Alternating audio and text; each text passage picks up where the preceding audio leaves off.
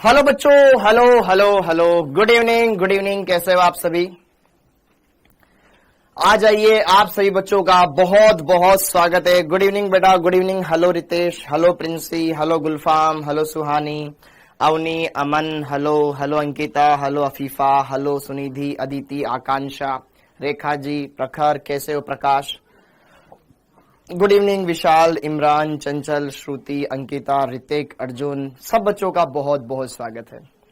कैसे हो सब?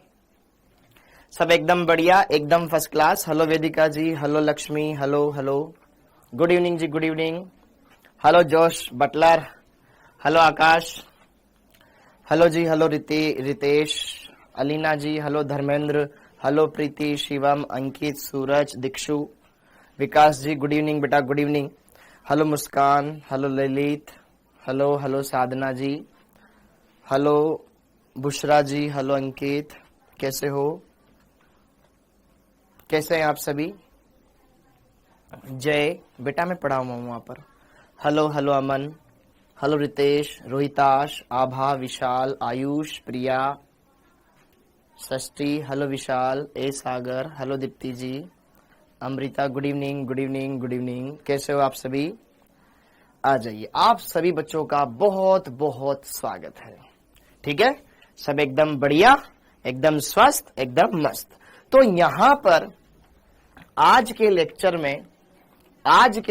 में हम स्टार्ट करने वाले हैं एक बहुत ही इंपॉर्टेंट चैप्टर, जिसमें हम 1 घंटे पढ़ाई करेंगे, लगभग 1 घंटे 10 मिनट पढ़ाई करेंगे, फिर कुछ टाइम अपन आपके डाउट डिस्कशन लेंगे। ठीक है, 1 घंटे, 1.5-1.25 घंटे पढ़ाई करेंगे, मतलब 1 घंटे 10 मिनट के लगभग अपन पढ़ाई करेंगे, फिर लास्ट टाइम पर अपन आपके डाउट डिस्कस कर लेंगे। ठीक है, ओके, लास्ट टाइम पर अपने आपके डाउट डिस्कस कर लेंगे। ठीक है, हाँ जी, इनऑर्गेनिक का चैप्टर। हाँ, ये जो चैप्टर है बेटा, इस चैप्टर को अगर मैं रखूं तो कहां रखूं। ठीक है, ये है आपके पास L1, जिसमें तत्वों का वर्गीकरण एवं गुणधर्मों में आवर्तिता। इस चैप्टर का अपन पहला लेक्चर देख रहे हैं।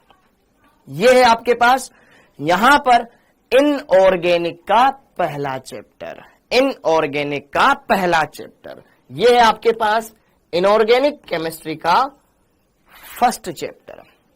ओके, और जरा देखो ध्यान से, जरा देखो ध्यान से।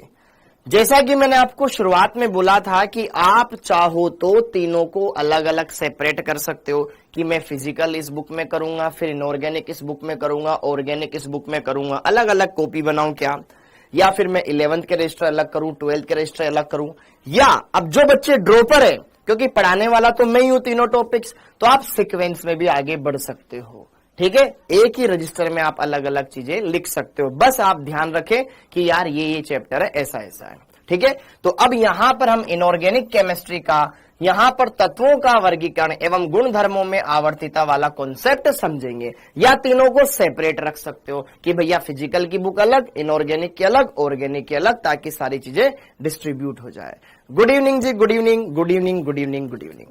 ठीक है, हाँ जी, वेरी गुड। 38 PYQ में से 28 सही हुए, वेरी गुड बेटा विवेक कुमार। ठीक है, जो बाकी थे उनके सोल्यूशन देखना, उनको भी करेक्ट करना, क्या क्या उनमें चीजें हो रही थी। हाँ, और फिर इसके बाद क्या करेंगे, आपके जो भी डाउट्स बनते हैं उन डाउट्स को सोल्व करेंगे। हाँ सर, कौन सी कॉपी में नोट्स बनाए। विनीत बेटा, आप तीनों को एक साथ भी लिख सकते हो, या इनऑर्गेनिक, ऑर्गेनिक, फिजिकल की अलग अलग भी बना सकते हो। अलग अलग बनाया हो, बहुत बढ़िया बेटा। ठीक है, जिन्होंने अलग अलग बनाई है तो उनको क्या होगा, लास्ट तक दिक्कत नहीं आएगी। अच्छा, फिजिकल वाले ये चैप्टर है, इनऑर्गेनिक वाले ये चैप्टर है, ऑर्गेनिक वाले ये चैप्टर है, डिस्ट्रीब्यूशन आसान हो जाएगा। और अगर किसी ने एक ही बनाई है तो फिर थोड़े थोड़ी बीच में दिक्कतें आएगी, क्योंकि बीच में इनऑर्गेनिक का फिर कब ऑर्गेनिक का आ जाएगा, थोड़ा वो दिक्कत है। ठीक है, तो इन दिक्कतों से बचने के लिए आप या तो तीनों के अलग अलग रजिस्टर बना लें, या आप चाहते हो कि सर मैं तो एक में समझ जाऊंगा, तो फिर वो आपकी इच्छा है। ठीक है, अब आगे। अरे क्षत्रिय ठाकुर बेटा, मैंने समझ लिया तेरा, सुन लिया, कमेंट देख लिया। ठीक है, ओके, आएंगे उस पर भी आएंगे। हाँ जी, अब आगे, अब आगे। गणेश चौहान बेटा, बुला लेंगे, पढ़वा लेंगे, कोई दिक्कत नहीं। इंग्लिश मीनिंग भी बताऊंगा, सारी चीजें बताऊंगा। बहुत बढ़िया चैप्टर है और बहुत ही इंपॉर्टेंट चैप्टर है, बहुत ही इंपॉर्टेंट चैप्टर है। अच्छे से आपको करना है, साथ के साथ बनाते जाना। बहुत बेसिक चैप्टर है, आपको हर एक चीज समझ में आएगी, अच्छे से क्लियर होगा, बस आपको उसको फॉलो करना है। और मैं आपको बता दूं इस चैप्टर में से कितने क्वेश्चन आते हैं। इस चैप्टर में ज्यादा से ज्यादा एक क्वेश्चन इस चैप्टर से आएगा। ठीक है, हो सकता है 2 आ जाए, लेकिन जनरली एक क्वेश्चन तो आता ही आता है। ठीक है, ये चैप्टर आपके बेसिक स्ट्रॉन्ग करेगा। ये चैप्टर तुमने पढ़ लिया, तुम्हारा केमिकल बॉन्डिंग स्ट्रॉन्ग हो जाएगा। हाँ जी, ओके, अब आगे बढ़ते हैं। अब थोड़ा सा ना चीजों को सही तरीके से आगे बढ़ाने की कोशिश करते हैं। ये चैप्टर कक्षा 11वीं का है। ये चैप्टर कक्षा 11वीं का है। जिन बच्चों को नहीं पता है बता देता हूं, वैसे सबको पता होगा, इतनी बातें बताने की जरूरत नहीं है। तत्वों का वर्गीकरण एवं गुणधर्मों में आवर्तिता, classification of elements and periodic properties, वो यहां पर हमें देखनी है। अब बात आती है इस चैप्टर में सर क्या क्या चीजें हैं जो आप हमको पढ़ाने वाले हो। इस चैप्टर में क्या क्या चीजें हैं जो आप हमको पढ़ाने वाले हो। सबसे पहले तो एक बेसिक इंट्रोडक्शन, मुश्किल से 5 मिनट। ठीक है, फिर आवर्त सारणी का निर्माण, ये कैसे हुआ, इसके बारे में पूरी विस्तार से चर्चा करेंगे। फिर वर्ग, आवर्त, ब्लॉक कैसे पहचानते, आपको बोल दिया जाए कि भैया ये तत्व कहां पे उपस्थित है, बताओ इसकी वर्ग संख्या क्या है, इसका ब्लॉक कौन सा है, इसका आवर्त क्या है, इसके अंदर बाह्यतम कोश में कितने इलेक्ट्रॉन है, सब बताऊंगा। आवर्तिता क्या होता है, फिर प्रभाव, फिर आएंगे सबसे इंपॉर्टेंट टॉपिक, यहां से स्टार्ट होते हैं। ये नीचे वाला पार्ट सबसे इंपॉर्टेंट है, ढंग से पढ़ लेना। परिरक्षण प्रभाव क्या होता है, प्रभावी नाभिकीय आवेश क्या होता है, परमाणु त्रिज्या, आयनन ऊर्जा, इलेक्ट्रॉन बंधुता, विद्युत ऋणता, और फिर अभ्यास प्रश्न क्वेश्चंस लगाएंगे। ओके, और एक टॉपिक में और ऐड कर देता हूं इसमें, ऑक्साइड्स क्या है। ये 11 टॉपिक हम इस चैप्टर के अंदर पढ़ेंगे। और एक बीच में बहुत सारी छोटे छोटे टॉपिक, जैसे विकर्ण संबंध बीच में आ जाएगा तुम्हारे, तो ये सारी चीजें अपन इसमें कवर करने वाले हैं। तो बेटा ये एक बढ़िया चैप्टर है, अच्छा चैप्टर है, और इनऑर्गेनिक का पहला चैप्टर है, तो आप ढंग से पढ़ेंगे। आई होप आप सारी चीजें ढंग से कवर करते जाएंगे और लिखते जाएंगे। इसमें फटाफट सारी चीजें आपके दिमाग में आने लग जाएगी, क्योंकि इतना बड़ा, इतना बोरिंग भी नहीं है और कॉन्सेप्चुअल है, आराम से कर लोगे। और आपने 10th में ही पढ़ा है तो इतनी ज्यादा लोड नहीं आएगा। और 11th 12th में जिन्होंने पढ़ा हुआ है, बढ़िया बात है, क्योंकि ड्रॉपर भी बच्चे इसमें हैं। हाँ, तो आज के लेक्चर में अपन क्या करेंगे, बेसिक इंट्रोडक्शन पे बात करेंगे, फिर आवर्त सारणी का निर्माण देखेंगे, और इसको अपन चलाएंगे लगभग 1 घंटे 5 मिनट, 1 घंटे 10 मिनट तक। फिर बाद का टाइम आपके लिए डाउट्स का सोल्विंग का। ठीक है, ओके, अब आगे बढ़ते हैं। हाँ जी, तो इस चैप्टर की हम करते हैं शुरुआत। सबसे पहले हम बात करते हैं परिचय के बारे में। तो परिचय में सबसे पहले तो आवर्त सारणी, तो आवर्त सारणी के बारे में जानेंगे, फिर आई की बातों को अपन देखेंगे, कहां से क्वेश्चन बनेंगे, उन चीजों को आपको ध्यान से समझना है, क्लियर करना है। सबसे पहली बात परिचय में, परिचय के अंदर देखो ध्यान से, सभी ज्ञात तत्व। अब तत्व क्या होता है आप सब भली भांति जानते हो कि यार तत्व वे पदार्थ जिनको और सरलतम भागों में विभाजित नहीं किया जा सकता, न किसी भौतिक विधि से न किसी रासायनिक विधि से, तत्व कहलाता है, पता है ना। ठीक है, सभी ज्ञात तत्वों को उनके गुणों के आधार पर इस प्रकार से सारणीबद्ध करना कि समान गुणों वाले तत्व एक ही वर्ग में आए, आवर्त सारणी कहलाती है। पहली बात तो आवर्त सारणी क्या है ये हमने जान लिया। अब आगे की बात, यार प्रेजेंट टाइम पर देखा जाए जो तत्व है, या मैं बोलूं एलिमेंट्स है, टोटल लगभग 118 है। कुछ बुक्स में तो 120 भी दिए हुए हैं। ठीक है, फॉरेनर राइटर्स की कुछ बुक्स है उसमें 120 भी दे रखे हैं, अपने एनसीईआरटी में दे रखा है 118, तो अपन उस पर लेके खेलते हैं। लगभग हमारे पास 118 तत्व ज्ञात है। मतलब एक स्कूल है जिसमें 118 बच्चे पढ़ते हैं। अब पता नहीं कौन सी क्लास के हो। तो अगर मैं सभी बच्चों को एक प्रार्थना सभा में जाके खड़ा कर दूं कि सब खड़े हो जाओ, इधर उधर आपस में बातें कर रहे हैं, अभी प्रार्थना होनी, उससे पहले सारे बच्चे बातें कर रहे हैं। अब जैसे प्रिंसिपल सर आए, सारे बच्चे अपनी अपनी लाइन में खड़े हुए, उनके क्लास टीचर ने उनकी एक लाइन बनवा दी। तो यार यहाँ पे हो रही है प्रार्थना, और ना यहाँ पे कक्षा 10वीं, कक्षा 11वीं, कक्षा 12वीं का दूसरा बैच, ऐसे कुछ अलग अलग 8th 9th 10th 6th 7th first, सारे बच्चे लाइन में खड़े हुए, कतार में खड़े हो गए। तो सामने वाले को भी लग रहा है कितना बढ़िया माहौल, एकदम सिस्टमेटिक है हमारे बच्चे, एकदम अनुशासन। छठी क्लास के बच्चे, 7वीं के, 8वीं के, 9वीं के, 10वीं के, 11वीं के, 12वीं के, 13वीं के, जो भी क्लास होती होगी उस क्लास के बच्चे हैं। ओके, तो यार इनको इस तरीके से व्यवस्थित क्यों किया? ताकि पता लगाना आसान हो जाए कि यार ये छठी का है, ये 7वीं का है, ये 8वीं का है, हाँ या ना? ओके, तो उनको क्लासिफाई करना हमारे लिए इसलिए जरूरी है ताकि हम चीजों को सही तरीके से समझ पाए, उनको अच्छे से स्टडी कर पाए। तो वही यहां पर तत्वों के लिए किया गया कि यार इन 118 तत्वों को अगर हम अलग अलग करके पढ़ेंगे तो बहुत मुश्किल हो जाएगा।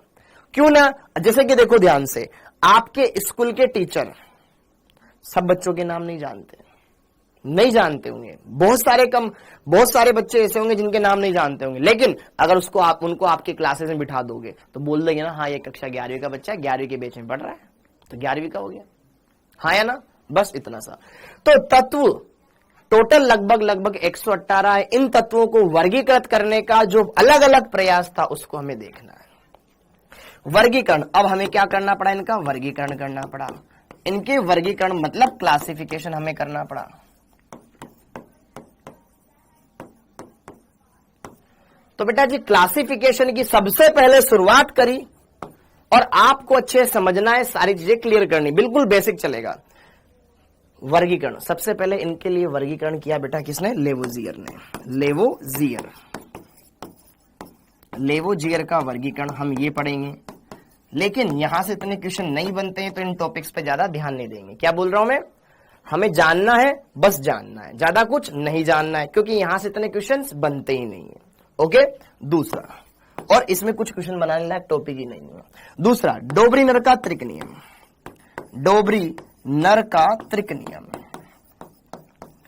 नियम, यहां से थोड़े बहुत क्वेश्चंस बन जाएंगे, हम प्रैक्टिस कर लेंगे।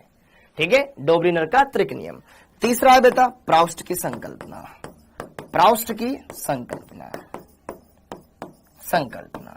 सब आप जानते हैं प्राउस्ट की संकल्पना, लेकिन मैं बताऊंगा जरूर आपको। फिर अगला है न्यूलैंड का अष्टक नियम। न्यूलैंड का अष्टक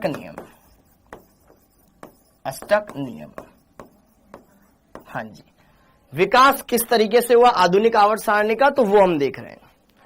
न्यूलैंड का अष्टक नियम। इसके बाद अगला है बेटा आपके पास लोथर-मेयर का वक्र नियम। लोथर-मेयर का वक्र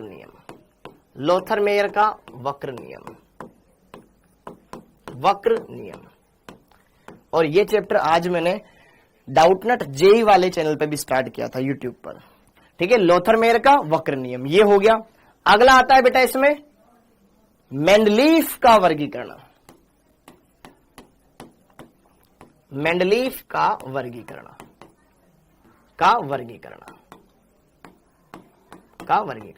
ये ठीक है। और एक लास्ट, जहां तक हमें जाना है, फिर उसके बाद हमारी आवर्त सारणी तैयार हो जाएगी, मोजले का वर्गीकरण।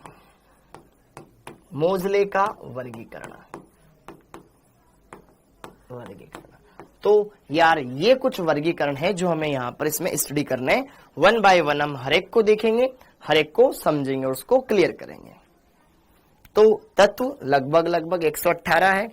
उन तत्वों का हम क्लासिफिकेशन करेंगे। अब कोई ये ना पूछे तत्व क्या होता है, वो हम पहले ही पढ़ चुके हैं। ठीक है, ओके, और मैंने बता भी दिया है। तो रसगुल्लो, आवर्त सारणी क्या होती है भैया? समान गुणों को एक ही वर्ग में रखना, जो सारणीबद्ध तरीका है वही आवर्त सारणी है। और फिर ये बाकी चीजें यहां पर हमने डिस्कस करी, वन बाय वन एक एक पर हम खेले। अब आओ स्टार्ट करते हैं वन बाय वन। हाँ जी, सबसे पहले हेडिंग डाल लो भैया, लेवोजियर भैया का वर्गीकरण। सबसे पहले आ जाएगा यहां पर लेवोजियर का वर्गीकरण। ज्यादा कोई थ्योरी नहीं लिखेंगे इसमें, लेवोजियर का वर्गीकरण।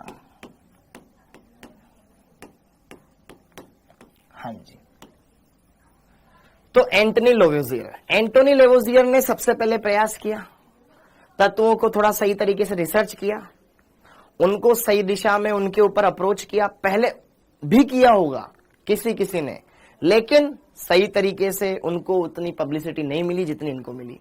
इसीलिए इनको फादर ऑफ केमिस्ट्री भी कहा जाता है। ध्यान की बात, पहली बात तो फादर ऑफ केमिस्ट्री इन्हें कहा जाता है। बोल देना हम तोरे बाप है, हम तोरा जीजा हैं। बोलते कि नहीं बोलते बेटा? हम तोरे बाप हैं, हम तोरे जीजा हैं, ये बोलते हैं भैया हम केमिस्ट्री के बाप हैं। जनक, फादर ऑफ केमिस्ट्री, सबसे पहले इन्होंने चीजों को डिस्क्राइब करना स्टार्ट किया, जो पब्लिक के ज्यादा संपर्क में आए फिर ये। हाँ, अब इन्होंने तत्वों को क्या कहा कि भैया तत्व हमारे अनुसार, तत्व मतलब एलिमेंट्स, हमारे अनुसार जो तत्व होते हैं भाई साहब वो दो कैटेगरी के होते हैं। इन्होंने दो कैटेगरी दी उनकी। कौन कौन सी कैटेगरी? एक और दो। कौन कौन सी कैटेगरी? तत्वों को इन्होंने दो भागों में बांटा। एक धातु, धातु बोले तो मेटल, दूसरी होती है अधातु, अधातु, इनको कहा नॉन मेटल। तो ये दो बेसिक क्लासिफिकेशन। अब धातुओं के बारे में क्या बोला इन्होंने? धातुओं के बारे में क्या बोला इन्होंने? आइए चलिए उस पर बात करें। धातुओं के बारे में क्या बोला इन्होंने? अरे यार ठीक है ना, धातुओं के बारे में क्या बोला इन्होंने? जो इलेक्ट्रॉन त्यागते हैं वो धातु, जो इलेक्ट्रॉन ग्रहण करते हैं वो धातु। जो इलेक्ट्रॉन त्यागते हो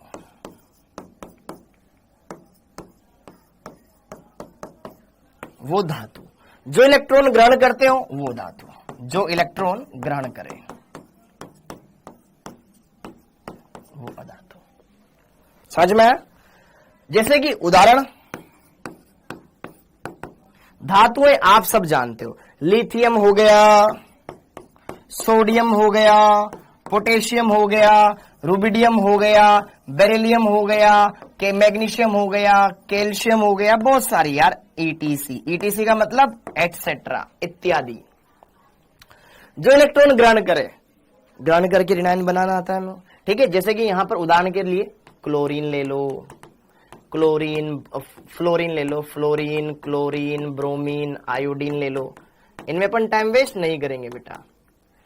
आयोडीन हो गया, फिर इधर से कार्बन हो गया, नाइट्रोजन हो गया, ऑक्सीजन हो गया, ईटीसी इत्यादि। ये तो इन्होंने तत्वों को दो भागों में बांटा कि भैया इन्होंने बोला इधर आओ, हमने देख जादू कराया। जादू एक तरफ रखी धातु, एक तरफ अधातु। कैसे? जो इलेक्ट्रॉन त्यागे वो धातु, जो न त्यागे वो धातु, ठीक। जो ग्रहण, जो त्यागे वो धातु, जो ग्रहण करे वो अधातु। अब इतना ये बता पाया, इससे ज्यादा नहीं बता पाया। अब ये नियम फेल क्यों हो गया? क्यों अगले साइंटिस्ट के बारे में हमने पढ़ना पड़ा? क्योंकि समय के साथ ये अपर्याप्त हो गया। मार्केट में उपधातुएं नाम की चीज आ गई, उपधातुओं के बारे में इन्होंने बताया नहीं, ठीक है। इसमें तत्व कम, मतलब इसमें नंबर ऑफ एलिमेंट्स कम थे, उस टाइम पर ज्ञात तत्व कम थे, तो फिर आगे बढ़ते चले गए, ठीक है। तो ये लेवोजियर का वर्गीकरण समझ में आ गया बेटा। आगे देखो, कोई क्वेश्चन नहीं बनेगा उससे। अगला दूसरा, डोबरी-नर का त्रिक नियम। डोबरी-नर का त्रिक नियम, त्रिक नियम। डोबरी-नर का त्रिक नियम। डोबे, डोबे राइनर्स, डोबे राइनर ट्राइड, TRAD लो, डोबे राइनर्स ट्राइड लो, डोबे राइनर का त्रिक नियम, ठीक है। डोबे राइनर का त्रिक नियम। अब डोबरी-नर ने क्या किया? इधर आओ। डोबरी-नर ने कुछ अपने तरीके से चीजों को समझने की कोशिश करी। आप सबको पता होगा, नहीं पता है तो थोड़ा सा मैं बता देता हूं, इतना देखो ध्यान से, यहां पे इतना ज्यादा बड़ा टॉपिक नहीं है। इसने तीन तत्व A, B, C, उन तीन तत्वों का एक समूह बनाया। अब समूह भी किन तत्वों का, उसमें भी इसने ये चीज कुछ कंडीशन रखी कि देख, मैं जिन तीन तत्वों का समूह बनाऊंगा, पहले तो उनके रासायनिक गुण समान रहेंगे, समान गुणों वाले तीन तत्व लिए, और उनके बारे में क्या बोला वो भी हम समझेंगे। तो त्रिक का मतलब होता है तीन तत्वों का समूह, तीन तत्वों का समूह त्रिक कहलाता है, वो इन्होंने बोला। और उसकी खासियत ये बताई कि यार आने वाला जो बीच वाला तत्व होगा उसका परमाणु भार पहले और अंतिम के परमाणु भार का औसत होएगा। पहले तत्व का परमाणु भार प्लस अंतिम तत्व का परमाणु भार बटे 2 बीच वाले का परमाणु भार। औसत ऐसे याद करते हैं। ओके, फिर इसके बारे में इसने कौन कौन से दिए यहां क्वेश्चन करेंगे अपन, ठीक है। ओके, करें आगे बढ़े। जैसे कि देखो ध्यान से, हाँ जी, पहले सबसे पहले तो यहां पे बात कर लेते त्रिक क्या है। ये त्रिक क्या है? 3 तत्वों का समूह, 3 तत्वों का समूह, 3 तत्वों का समूह क्या कहलाता है? त्रिक कहलाता है। दूसरी बात, इन्होंने क्या बताया कि इनके अनुसार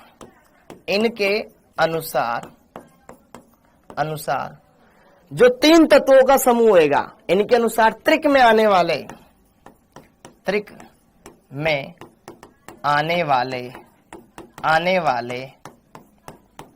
मध्य तत्व, मतलब बीच वाले तत्व, मध्य तत्व का परमाणु भार, मध्य तत्व का परमाणु भार फर्स्ट एवं लास्ट तत्व के एटॉमिक वेट का औसत या माध्य होता है, माध्य होता है।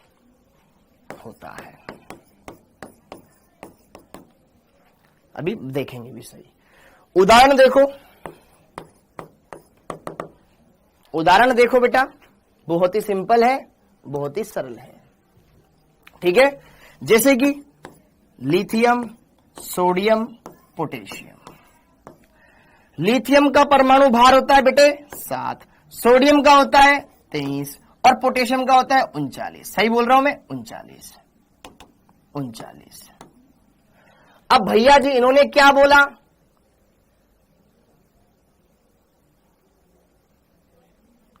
पता कैसे चलता है कि इलेक्ट्रॉन दे रही है या ले रही है? बेटा धातु तो देती है ना, पढ़ेंगे भी यहां पे, पता चलेगा तेरे को कैसे वो धातु है, कौन सी धातु है, पता कैसे चलेगा कि इलेक्ट्रॉन दे रही है या ले रही है। इतनी बेसिक चीजें नहीं आनी है, ठीक है। तो अभी पता लगेगा, तू हर एक लेक्चर ढंग से देख, तेरे डाउट धीरे धीरे क्लियर होते जाएंगे, ठीक है। अब मत पूछना कोई भी डाउट, ठीक है। Lithium, sodium, potassium.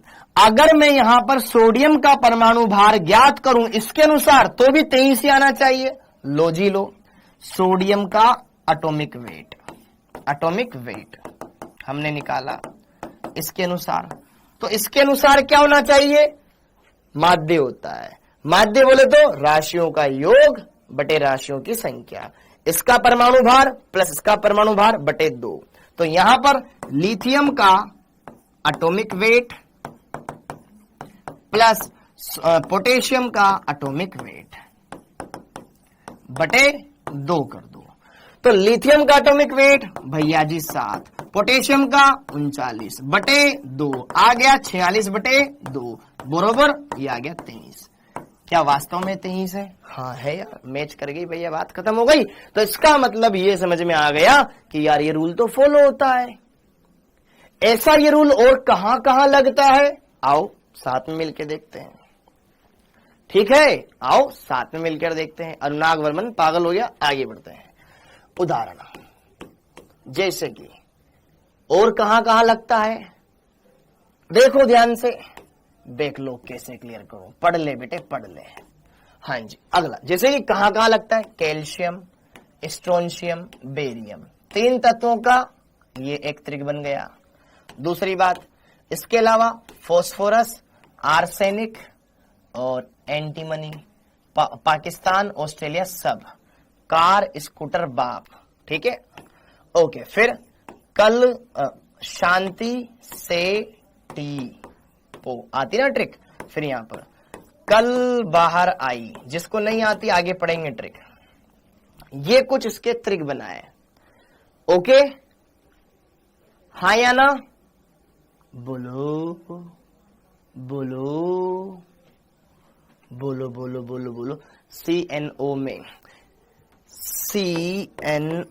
में इसका 12, इसका 18, इसका आता है 14, सॉरी इसका आता है 16।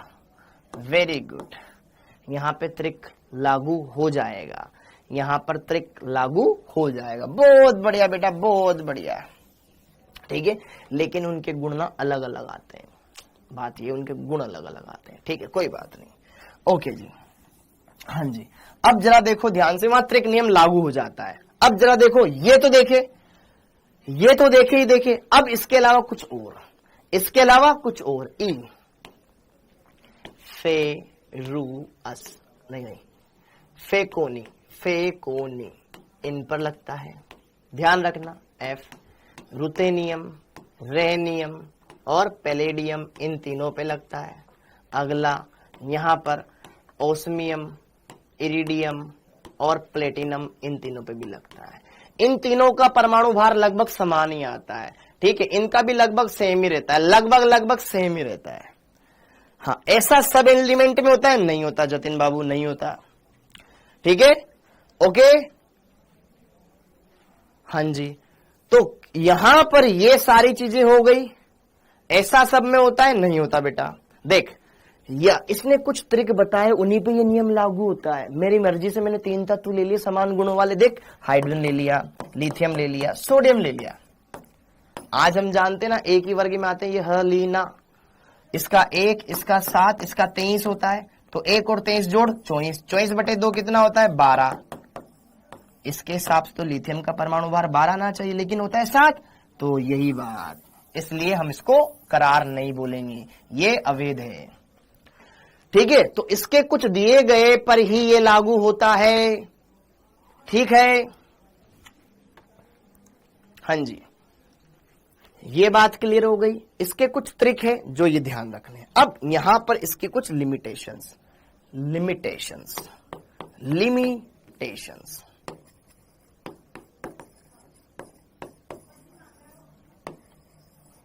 इसकी सीमाएं बोल दो, कमियां बोल दो। यह नियम देखो, इसकी लिमिटेशन, पहली बात तो हर प्रत्येक 3 तत्वों पर यह लागू नहीं होता। प्रत्येक 3 तत्वों पर यह लागू, यह प्रत्येक 3 तत्वों पर यह लागू नहीं होता, लागू नहीं होता है। और दूसरी बात, इतने सारे ट्रिक बना दिए कि उसको याद करना ही मुश्किल है, ठीक है। दूसरी बात, वैसे छोड़ो यार, ये तो तुम्हारे पेपर में आएगा भी नहीं, क्या मतलब है, ये तो 11th क्लास में लिखा था। हाँ जी, प्रत्येक 3 तत्व पर आप उठा करके इसको नहीं लगा सकते हो, तो ये बात आपको क्लियर होनी चाहिए कि त्रिक नियम की पालना कौन करेगा, कौन पालना नहीं करेगा, कैसे होगी, ये सारी चीजें हैं। ये मेंडलीफ ने दिए थे, सॉरी किसने दिए थे? डोब्रिनर ने दिए थे, जो हमारे आपके सामने हैं। Okay, clear. अब जैसे कि मान लो पेपर में क्वेश्चन उठ करके आए, क्या देखो उदाहरण, उदाहरण क्या, क्वेश्चन माना 3 तत्व ए, बी एवं सी है। कोई भी 3 तत्व उठा के दे देगा वो आपको, है ना, है, जिनके परमाणु भार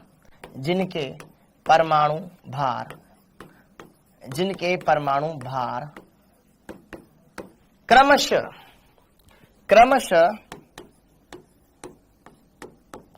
40, 50 एवं 60 हैं। तो बताएं कि यह तत्व डोब्रिनर त्रिक की पालना करते हैं। क्या ये तत्व त्रिक नियम की पालना करते हैं? त्रिक नियम की पालना करते हैं, देखते हैं। ओके, तो कोई दिमाग लगाना ही नहीं है भैया, यस आंसर आएगा, यस। पहले और अंतिम का एवरेज निकाल लो। बी का एटॉमिक वेट बराबर ए का एटॉमिक वेट प्लस सी का एटॉमिक वेट बटे 2। तो 40 प्लस 60 बटे 2, 100 बटे 2 50, बी का 50 दे रखा है।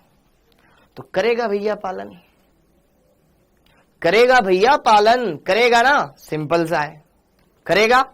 ओके, अब जैसे कि मान लो तुम्हें दूसरी तरीके से क्वेश्चन दे रखा हो, ये तो सिंपल सा था।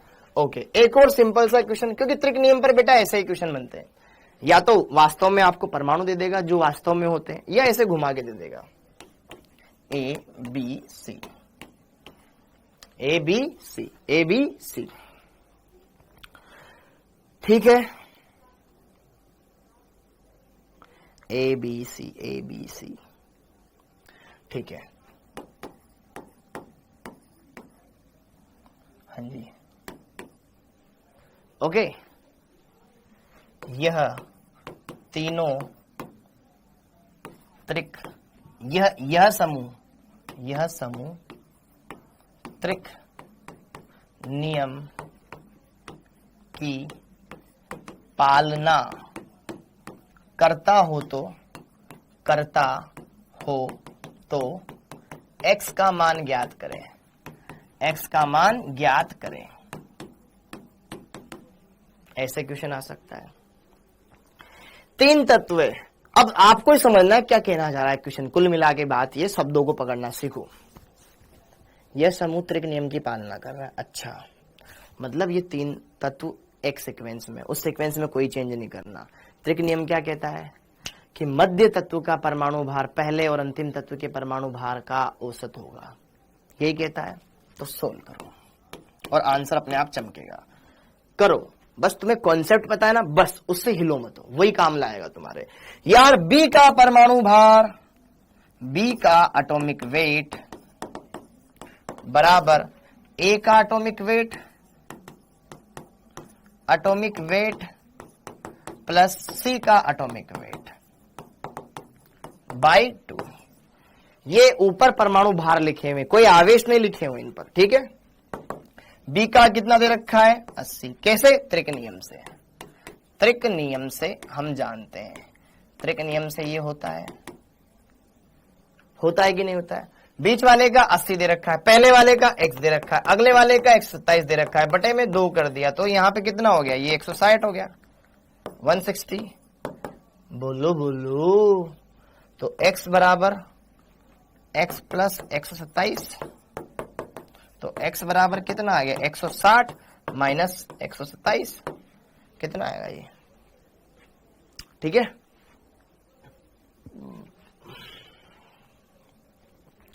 तैतीस,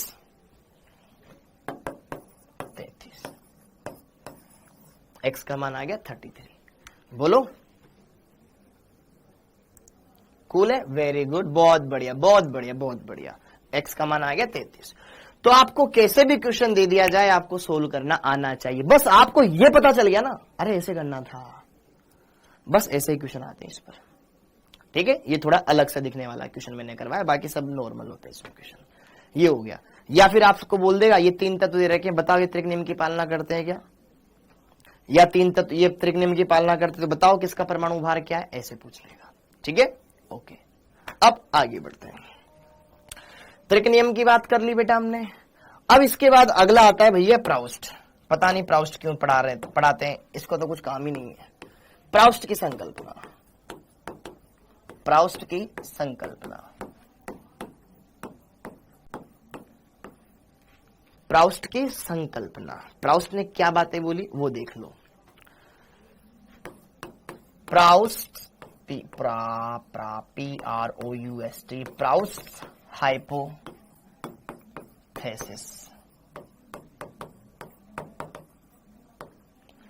प्राउस्ट की संकल्पना, भैया प्राउस्ट ने बोला कि देखो इधर आओ, मैं भी वैज्ञानिक हूं, मैंने ये पता लगाया है कि सभी तत्व हाइड्रोजन से मिलकर बने होते हैं।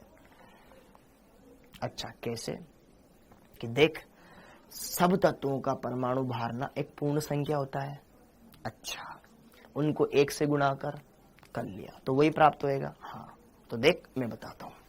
इसने क्या बोला कि यार सभी तत्व स्टार्टिंग का, देखो स्टार्टिंग का ये थोड़ा सा पार्ट ना बोरिंग सा लगेगा क्योंकि इसमें है थ्योरी, क्या करूं मैं, ओके।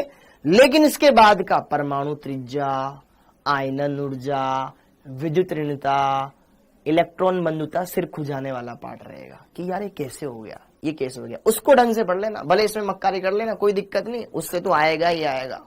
ठीक है, ओके। सभी तत्व हाइड्रोजन एटम से मिलकर बने होते हैं, एटम से मिलकर बने होते हैं, ये इन्होंने बोला। अतः इनके अनुसार, कोई भी वैज्ञानिक थोड़ा फेमस क्या हो या कुछ ही बातें बोल देता है, पब्लिक में चर्चा आ जाती है वो। ठीक है, जैसे कि देखो ध्यान से, आज शाहरुख खान ने कुछ बात बोल दी, तुरंत धर सारे इंस्टाग्राम पर, यूट्यूब पर सब दिखा देंगे। ठीक है, सलमान खान ने गाड़ी लेके क्या निकल जाए, सलमान खान आज गाड़ी लेके निकला, कोई फुटपाथ पे नहीं सोएगा। ठीक है, ऐसा हो जाता है। तो इनके अनुसार क्या, तत्व का, किसी भी तत्व का परमाणु भार क्या होता है, n गुना होता है हाइड्रोजन के परमाणु भार से,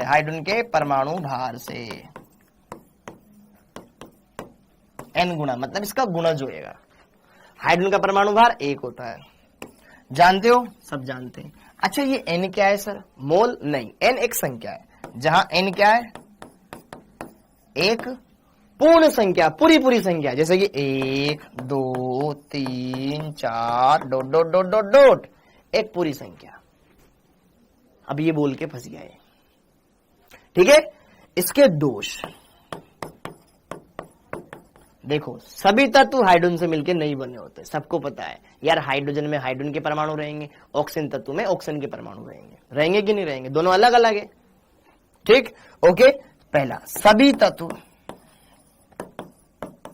हाइड्रोजन से मिलकर नहीं बने होते।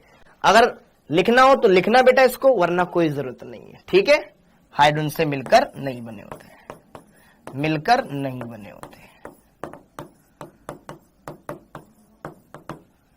ठीक है, ओके। ये बोलता है कि सभी के, ये वाली लाइन लिख लेना, सभी के परमाणु भार एक पूर्णांक संख्या होती है, जैसे कि 1 2 3 4 5 6 7 8 10 11 25 26 39 40 41 42, कोई एक पूरी संख्या।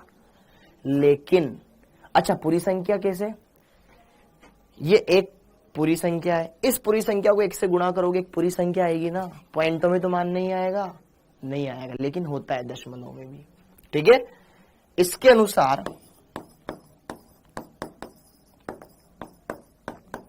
एटॉमिक वेट एक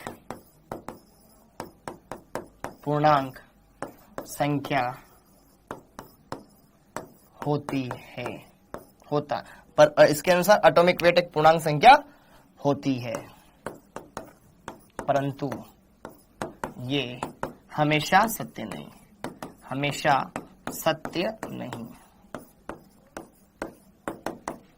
हर बार ये चले ऐसी जरूरत नहीं है। देखो लिखते हैं इसको भी, परंतु ये हमेशा हो ये जरूरी नहीं है। जैसे कि उदाहरण, क्लोरीन कितना होवत, 35.5 होवत, आगे भिन्नात्मक। कॉपर कितना है, 63.5, एक्चुअल एग्जैक्ट ही होता है, हो गया भिन्नात्मक। बहुत सारे आ गए, टेल्यूरियम आ गया, Te, ये कितना होता है, 127.5 होता है भिन्नात्मक। कर लो, अब लगा लो अपना नियम, नहीं लग सकता आपका नियम, फिर ये चुपचाप बैठ गया। ठीक है, बस बैठ जा चुपचाप। अब अगले वैज्ञानिक आए, न्यूलैंड्स, चौथे वैज्ञानिक, फोर्थ वैज्ञानिक, न्यूलैंड का अष्टक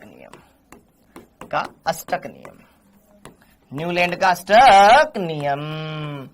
ये क्या बोलते हैं भैया, आओ हम आपको संगीत सुनाते हैं। न्यूलैंड्स लॉ ऑफ ऑक्टेव,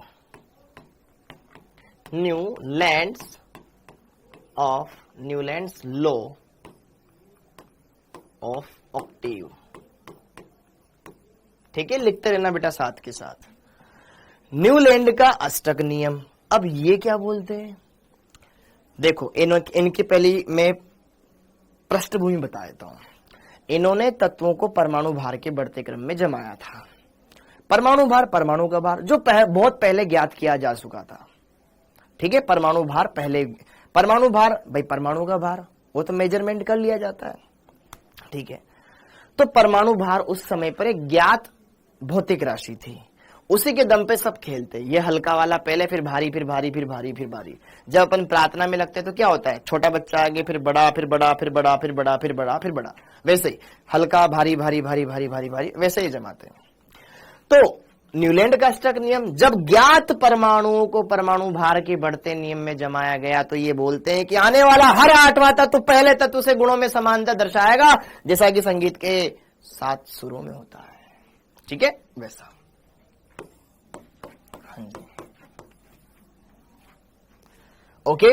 इनके अनुसार, अकॉर्डिंग टू हिम, थोड़ा लिख लो, अकॉर्डिंग टू हिम, इनके अनुसार, ठीक है, सभी ज्ञात तत्वों को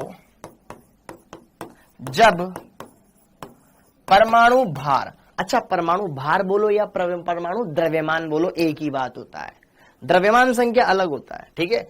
जब परमाणु भार, और वो भी लगभग सेम ही होता है, जैसे क्लोरीन की द्रव्यमान संख्या कितनी होती है 35, लेकिन परमाणु भार 35.5, ठीक है। सभी ज्ञात तत्वों को जब परमाणु भार के बढ़ते क्रम में व्यवस्थित करते हैं तो आने वाला प्रत्येक 8th एलिमेंट,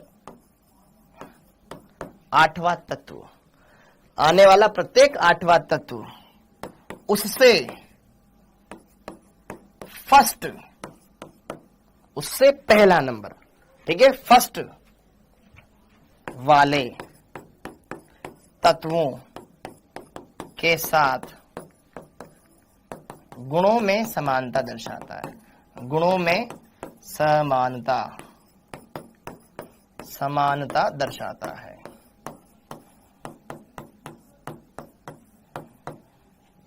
जैसा कि संगीत के सुरों में होता है, लिख लेना बेटा ये, जैसा कि, पर लिख देता हूं मैं, जैसा कि संगीत के सुरों में होता है, के सुरों में होता है, सुरों में होता है।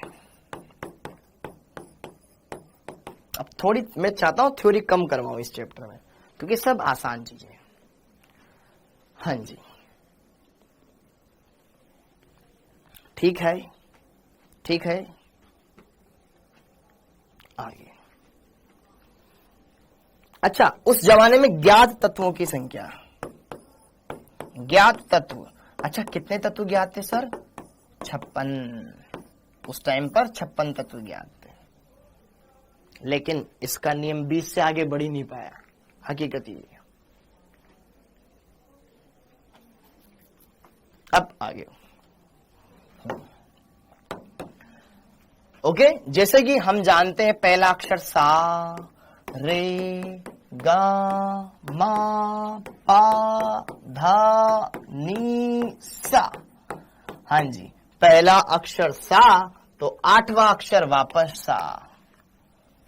बोलो 1 2 3 4 5 6 7 8, तो 8वां अगर सा है तो पहला भी सा है, मतलब समानता है। ऐसे ही उस टाइम पर कौन कौन तत्व ज्ञात थे, जैसे कि लिथियम, फिर लिथियम के बाद बेरिलियम, फिर बोरोन, फिर कार्बन, फिर नाइट्रोजन, फिर ऑक्सीजन, फिर फ्लोरीन।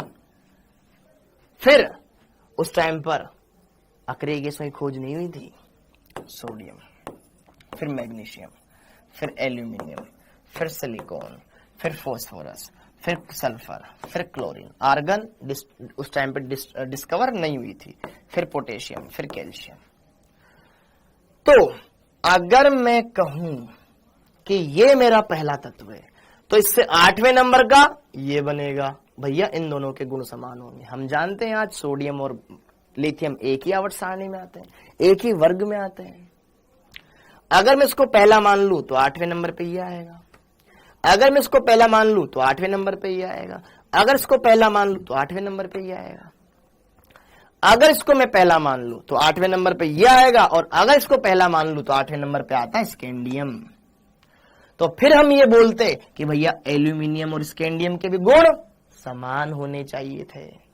लेकिन ये आता है 21 नंबर पर, जो चला जाता है डी ब्लॉक में, और ये दोनों है पी ब्लॉक के तत्व। कहां गुणों में समानता है? नहीं है इनमें कोई गुण समान। समझ में आया? इसीलिए ये परमाणु क्रमांक 20 तक ही लागू है। 21 में जैसे जाते हैं डी ब्लॉक की शुरुआत हो जाती है, तो फिर लफड़ा हो जाता है। समझ में आ गया? तो इसकी लिमिटेशंस,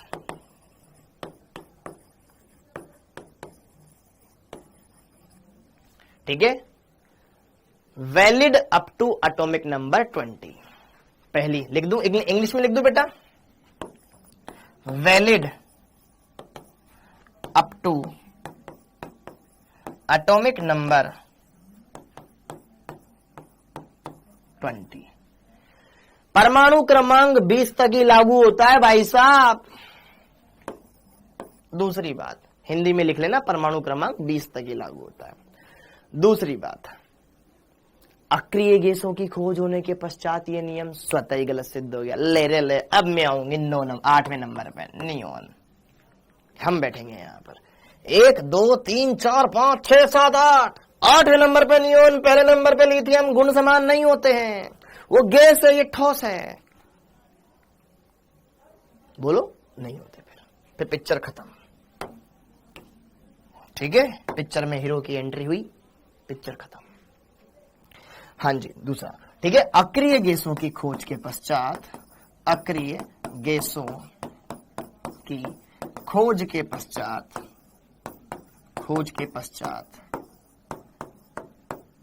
यह स्वतः ही गलत सिद्ध हो गया, स्वतः ही गलत सिद्ध हो गया। ठीक है, ये पॉइंट्स हमने इसमें लिख लिए। पहला ध्यान रखना, बाकी दूसरे का तो थोड़ा बहुत दिमाग लगा लेना, काम हो जाएगा। ठीक, ओके, आगे चलो। ये न्यूलैंड वाले भैया भी गए। अब आते हैं कि यार इसने ऐसे करा, मैं कुछ अलग करता हूं। लोथरमेयर साहब आए। हाँ, एक आता है टेल्यूरिक हेलिक्स, एक आता है टेल्यूरिक हेलिक्स। टेल्यूरिक हेलिक्स वो अपने इतना काम का नहीं है, ठीक है। वर्गाकार वगैरह पता नहीं, वृत्ताकार अलग अलग तरीके से अरेंज करा, वो कहीं पे काम नहीं आता है, ठीक है। उसको नहीं पढ़ेंगे अपन, पढ़ेंगे लोथरमेयर वक्र नियम, 5वें नंबर का। लोथरमेयर भैया, लोथरमेयर वक्र नियम।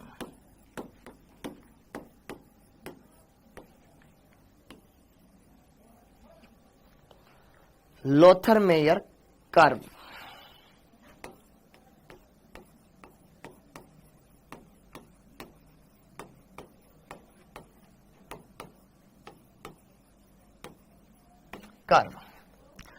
लोथरमेयर भैया ने क्या बोला? अपन कुछ अलग ट्राई करते हैं, और अलग बातें बहुत कम के समझ में आती है, इसलिए ये फेल हो गए, है ना भाई। ज्यादातर चीजें यार माइंडेड चीजें माइंडेड लोगों को समझ में आएगी ना। अब आप किसी को बोलो चल शतरंज खेले, सामने वाले को आता ही नहीं है, तो कहां से खेलेगा? अरे ये नहीं आता तो क्रिकेट खिला ले तो, ठीक है। दूसरे गेम खिला ले, वो आ जाएंगे, शतरंज नहीं आएगा। या फिर वो क्यूब मिलाना, रंग मैच करना, वो नहीं आएगा, क्योंकि इसमें दिमाग का खेल है। अब इसने भैया ने ऐसे ऐसे ग्राफ बनाया जो दुनिया वालों को समझ में ही नहीं आया, तो इसमें गलतियां कहीं नहीं थी, लेकिन इसमें थोड़ा सा कॉम्प्लेक्सिटी, जटिलता ज्यादा थी, इसलिए फेल हो गया। अभी तुम में से बहुत सारों को मैं समझाऊंगा, समझ में नहीं आएगा, ठीक है, वैसा, लेकिन आएगा। हाँ, लोथरमेयर ने क्या किया भैया? तत्वों के परमाणु भार को पकड़ा और उनके भौतिक गुणों को पकड़ा, जैसे कि उनके परमाणुओं का आयतन, परमाणुवीय आयतन।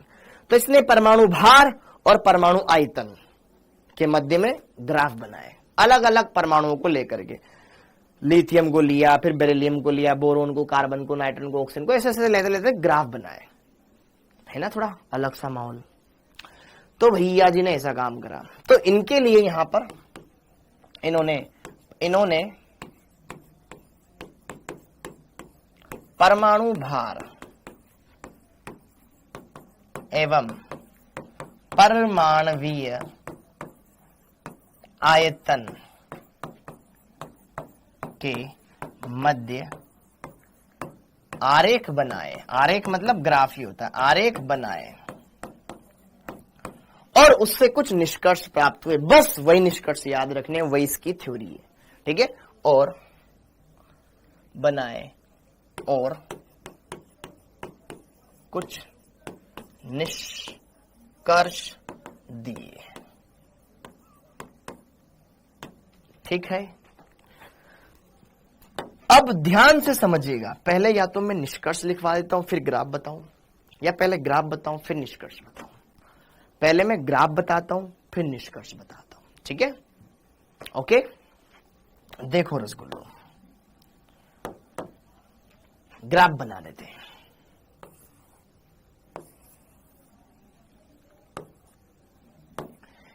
इधर तो लेंगे हम परमाणु भार, परमाणु भार, एटॉमिक वेट। ऊपर लेंगे हम परमाणवीय आयतन, परमाणवीय आयतन या परमाणु आयतन। ओके, तो भाई साहब ग्राफ कैसा मिलता है, आइए उस पर बात करें। ग्राफ मिलता है जैसे जैसे परमाणु भार बढ़ता जाएगा तो आयतन भी बढ़ता जाता है, ठीक है। कंपैरेटिवली दोनों राशियां बढ़ती जाती है। तो देखो ध्यान से, ऐसा ग्राफ इसका प्राप्त होता है, एंड सो इस तरीके से आप ऊपर भी उठाते जाएं, आगे भी बढ़ाते जाएं, ऊपर भी उठाते जाएं, आगे भी बढ़ाते जाएं, ऊपर भी उठाते जाएं, आगे भी बढ़ाते जाएं, ताकि परमाणु भार बढ़ने पर, जैसे कि अगर मैं यहां चलूं, थोड़ा आयतन बढ़ रहा है, फिर घट रहा है, फिर बढ़ रहा है, फिर घट रहा है, फिर बढ़ रहा है, ऐसे चल रहा है ग्राफ। तो अब इस ग्राफ के कुछ पॉइंट देखो, एक शीर्ष बिंदु, ये शीर्ष, ये शीर्ष, ये शीर्ष, ओके, ये ढलान, ये चढ़ाई। ढलान घटता क्रम, इसलिए इसको बोलेंगे अवरोही बिंदु। ये बढ़ता क्रम, ये हो जाएगा आरोही बिंदु। और ये तल, इसका पेंदा तल, ठीक है, bottom part of the curve. तो यहां पर इसको कुछ सिमिलरिटी देखने को मिली। क्या थी वो सिमिलरिटी बच्चों, आइए मैं बात करूं आपसे वन बाय वन।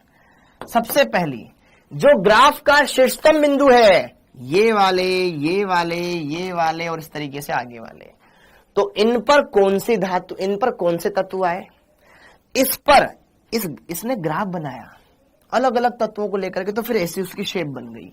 तो यार उसने देखा कि यार ज्यादातर तत्व है ना जो शीर्ष पर आ रहे हैं वो क्षार धातु हैं, जैसे कि सोडियम, पोटेशियम, रुबिडियम, फिर आगे सीजियम, इस तरीके से। और फिर अवरोही स्थान मतलब ढलान, यहां का मत इनके मिड पॉइंट पर सारी मृदा धातुएं, जैसे कि मैग्नीशियम, कैल्शियम, स्ट्रोंशियम, देन इस तरीके से ये आगे। और हाँ जी, जो हेलोजन है, फिर कल बाहर आई अंटी, वो आरोही स्थान मतलब चढ़ाई के मध्य बिंदु पर आए, यहां पर, यहां पर, यहां पर, ऐसा उन्होंने स्थान पोजीशन अटेन किया। फ्लोरीन, क्लोरीन, ब्रोमीन, आयोडीन, इस तरीके से। और हमारे उपधातुएं या हमारे डी ब्लॉक के तल इस तल वाले एरिया में आए, इस कर्व वाले एरिया में आए। तो चार बातें हमने यहां पे सीखी। क्या बातें सीखी भाई साहब? पहली बात निष्कर्ष। पहला, शार्द शीर्ष पर आती है क्षार धातुएं,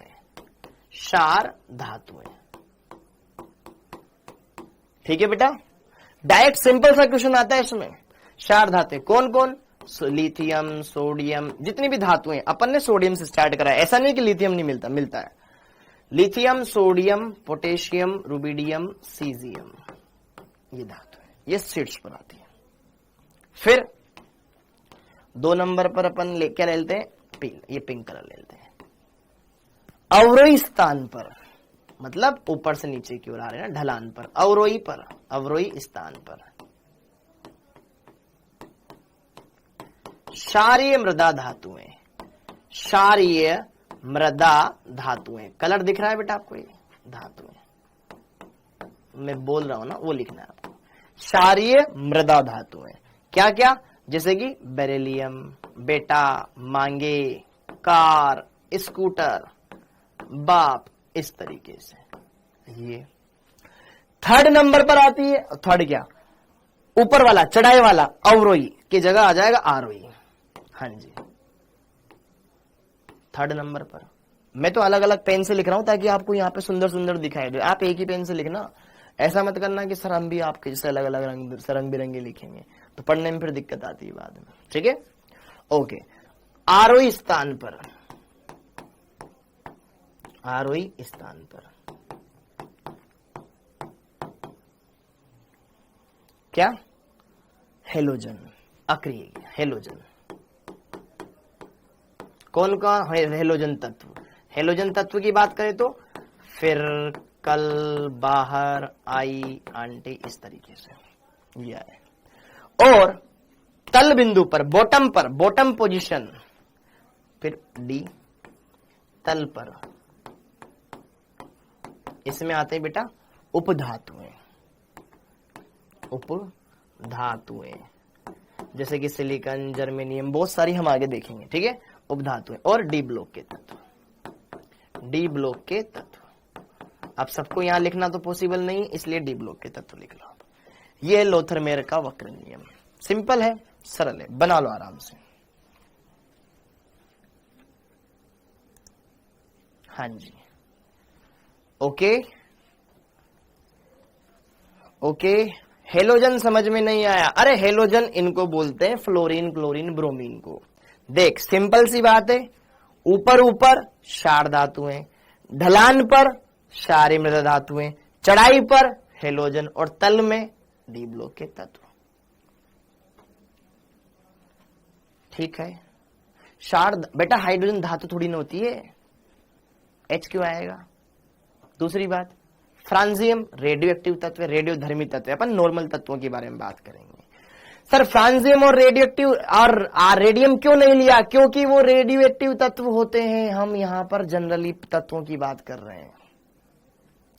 बेटा मैंने पिछले 2 दिनों से किसी का भी मैसेज नहीं देखा, क्योंकि 2 दिनों से मैं बहुत ही बिजी था। मानता हूं तुम्हारी मैंने छुट्टी कर दी थी। मैंने सैटरडे को क्लास हुई नहीं थी अपनी, और संडे को भी नहीं थी।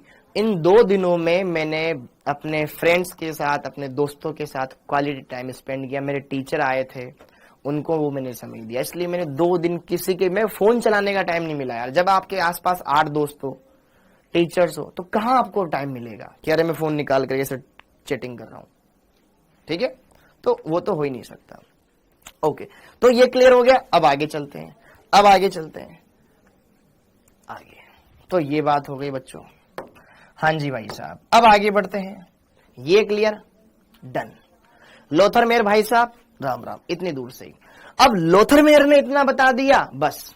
अब ये बातें हर एक के समझ में नहीं आएगी ना यार। ये पता नहीं क्या ग्राफ, ऐसे सीधा हिंदी में बताओ ना, सीधा ये पता नहीं ग्राफ व्राफ बता देते हैं। बट इन्होंने बताया, कोशिश करी, अच्छा अटेम्प्ट था, लेकिन ज्यादा अच्छी तरीके से चीजों को ये ब्रीफ में एक्सप्लेन नहीं कर पाए। अच्छा तुमने ग्राफ तो बता दिया, इससे मेरे को गुणों के बारे में क्या जानकारी पता चली। अच्छा इनके गुण समान है, इनके गुण समान है। आवर्त सारणी में और भी तो होते हैं, निकोजन, हेलोजन, उनके बारे में कौन बताएगा। बोरोन परिवार, उनके बारे में कौन बताएगा। सबके बारे में नहीं पढ़ रही ना जानकारी, इसलिए। अब इसके बाद आते हैं भैया अपने मेंडलीफ भैया, मेंडलीफ का वर्गीकरण, अगला वर्गीकरण। तो हेडिंग डाल ले बेटा, 5वां ये या छठा है, लेवोजियर, फिर डोब्रिनर, फिर न्यूलैंड्स, फिर प्राउस्ट, फिर यहां पर लोथरमेयर, छठा।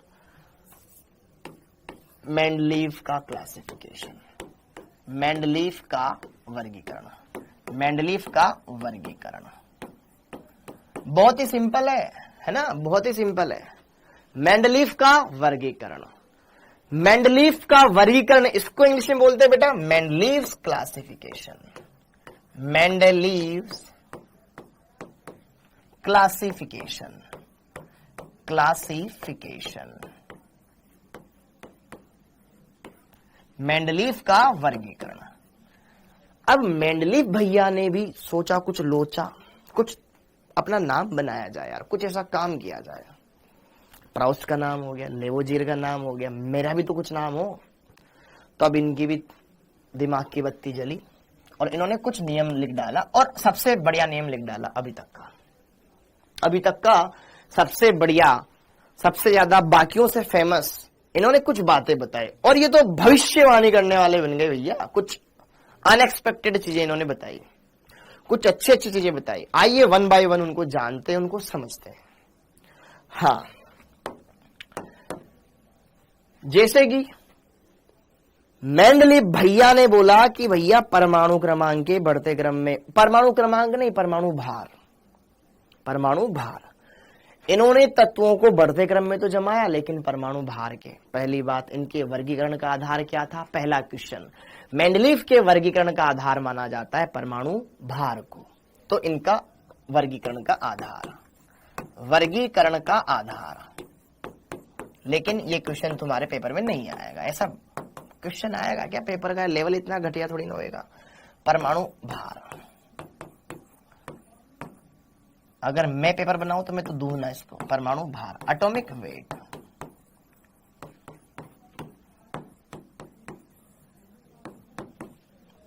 ठीक है, ओके, बस पता होना चाहिए। दूसरा पॉइंट, जब मेंडलीफ की आवर्त सारणी आई थी तो उस टाइम पर ज्ञात तत्वों की संख्या कितनी थी? कुछ, अच्छा वो तो अलग बात है, वो हम आगे लिख लेंगे। वर्गीकरण का आधार क्या था? परमाणु भार। और जैसे ही इसने क्या किया, परमाणु तत्वों को परमाणु भारों के बढ़ते क्रम में जमाया, तो इसने क्या देखा कि यार एक निश्चित समय के पश्चात गुण रिपीट हो रहे हैं, रिपीट हो रहे हैं।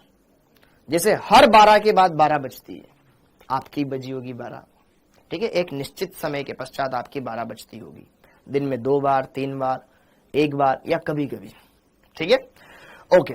मतलब पिटाई विटाई होती होगी ना घर पर, या घर पर बार बार मम्मी से डांट सुननी पड़ती होगी, पापा से डांट सुननी पड़ती होगी, भैया डांट देता होगा, दीदी डांट देती होगी, कुछ तो, या टीचर डांट देते होंगे आपको स्कूल में, ओके, होता है, सबके साथ होता है, हमने भी सुनी बेटा, अभी भी सुनते हैं, सुननी भी चाहिए। हाँ, गलतियां जो करते हैं। तो वर्गीकरण का आधार परमाणु भार को माना गया, और इन्होंने क्या दिया? अपना एक आवर्त नियम दिया, आवर्त नियम दिया। और वो आवर्त नियम क्या होता है? मतलब पीरियोडिक लॉ, पीरियोडिक लॉ। इन्होंने अपना एक आवर्त नियम दिया, और आवर्त नियम में इन्होंने क्या बताया कि जब तत्वों को परमाणु, अच्छा, तत्वों के भौतिक एवं रासायनिक गुण उनके परमाणु भारों के आवर्ती फलन होते हैं। क्या बोला इन्होंने? कि तत्वों के भौतिक एवं रासायनिक गुणधर्म उनके परमाणु भारों के आवर्ती फलन होते हैं। एक बार इसको लिखो, फिर मैं इस लाइन का मतलब समझाता हूं। अकॉर्डिंग टू हिम, इनके अनुसार तत्वों के भौतिक एवं रासायनिक गुण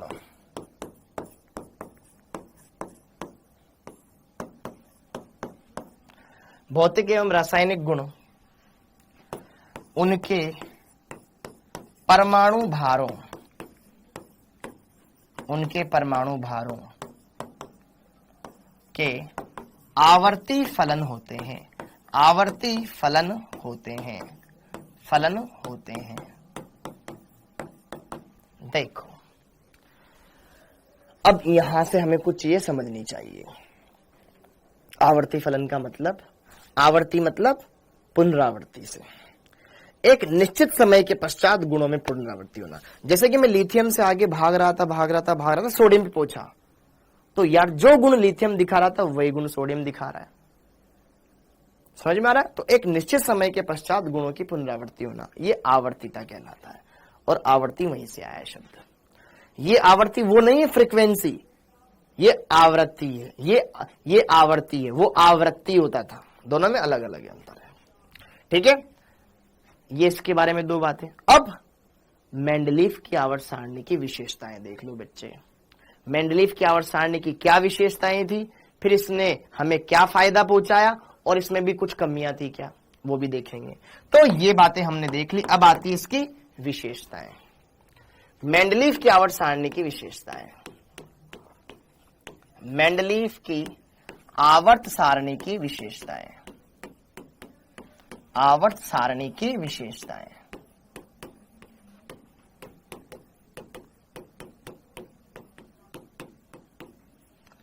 देखो भाई साहब, Mendeleev was the first scientist who classify the elements into horizontal rows and vertical columns. Mendeleev ऐसे पहले वैज्ञानिक थे जिन्होंने तत्वों को क्षैतिज पंक्तियों और ऊर्ध्वाधर स्तंभों में वर्गीकृत किया। इससे पहले तो किसी ने सुरताल लगा दिए, किसी ने ग्राफ बना दिए, किसी ने बोल दिया कि हाइड्रोजन से बने होते हैं, कुछ भी बोले जा रहे हो मतलब है। इन्होंने सही तरीके से उनको सारणीबद्ध करने का प्रयास किया। ठीक है, इन्होंने सबसे पहले तत्व, ये पहले वैज्ञानिक थे जिन्होंने तत्वों को सारणीबद्ध किया, टेबुलर फॉर्म में अरेंज किया। समझ में आया? ओके, लिखना चाहोगे? लिख लेते हैं। ठीक है, इन्होंने सर्वप्रथम तत्वों को सारणीबद्ध किया। तत्वों को सारणीबद्ध मतलब टेबुलर फॉर्म में अरेंज करना, सारणीबद्ध किया, सारणीबद्ध किया। पहली बात। दूसरी बात, मेंडलीफ की आवर्त सारणी में कितने तत्व थे? 63। ध्यान रखना, तत्वों की संख्या।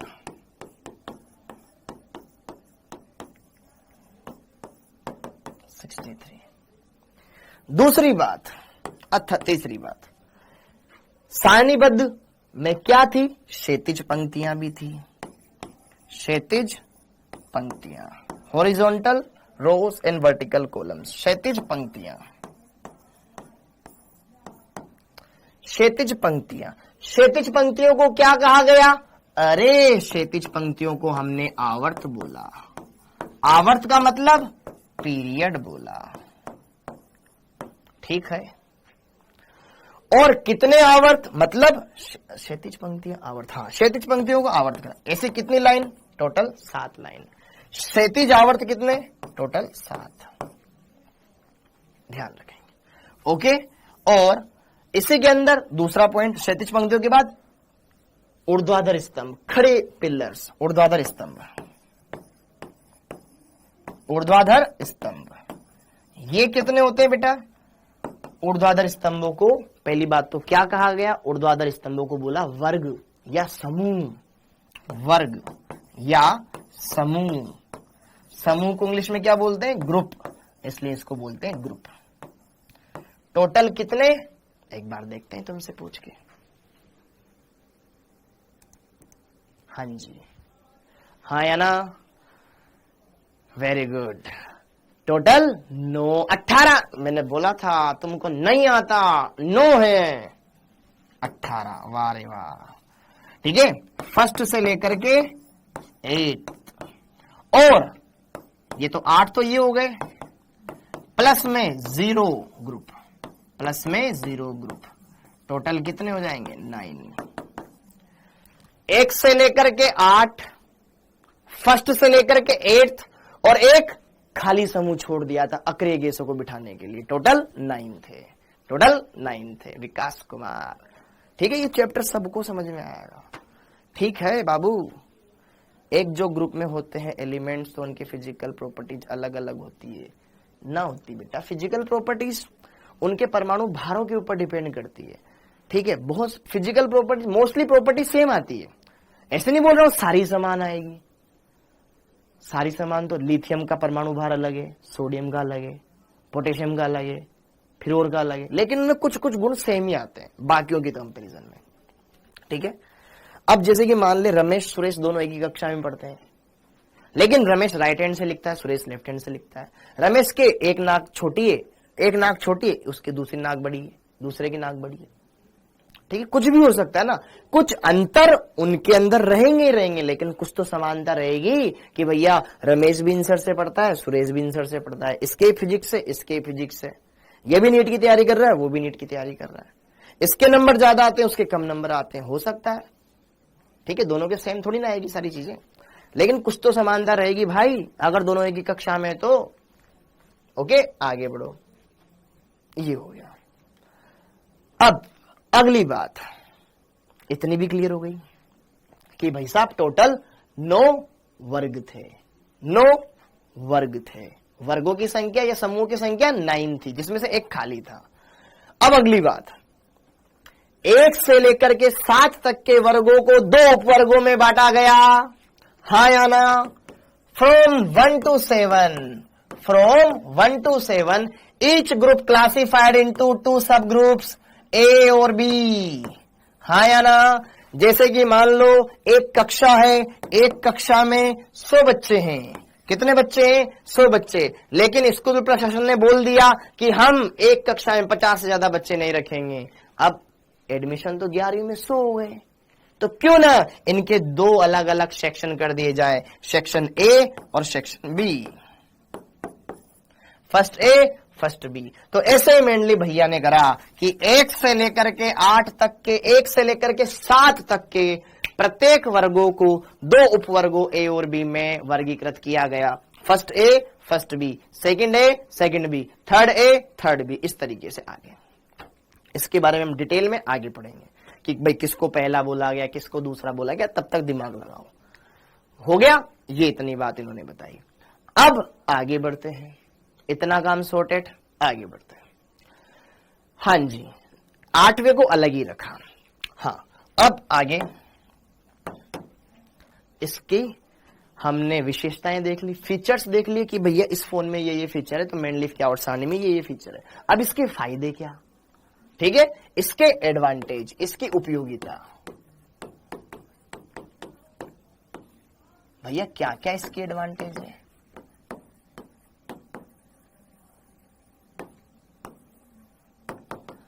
मेंडलीफ की आवर्त सारणी से क्या फायदा मिला?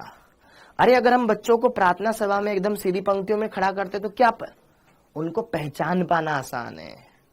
मान लो एक टीचर जिसका नया नया, मतलब जैसे कि मान लो कोई एक टीचर है और एक स्कूल है जिसमें 1200 बच्चे पढ़ते हैं, क्या एक टीचर के लिए ये संभव है कि वो हर एक बच्चे का नाम जान सके, याद रख सके? नहीं है, नहीं है। मैं तो ये बोलता हूं कि अगर आप जितने ही बच्चे हैं इस क्लास में, मेरे को सबके नाम पता नहीं पता है, जितनों के नाम पता है उनका भी नाम मैं अगले 10 मिनट बाद भूल जाऊंगा कि यार इसका नाम, किसका नाम था, ये नहीं पता है। तो अगर जब आपके स्कूल में अगर 1200 बच्चे हैं, 3000 4000 बच्चे हैं, तो एक टीचर के लिए जान पाना मुश्किल है कि भैया कौन सा बच्चा क्या है, वो कौन शक्ल से याद रह सकता है लेकिन उसका नाम पता नहीं हो सकता, ठीक है, ओके। लेकिन टीचर तो लिमिटेड ही होते हैं, तो बच्चों के लिए तो उनके नाम याद करना आसान होता है, ओके।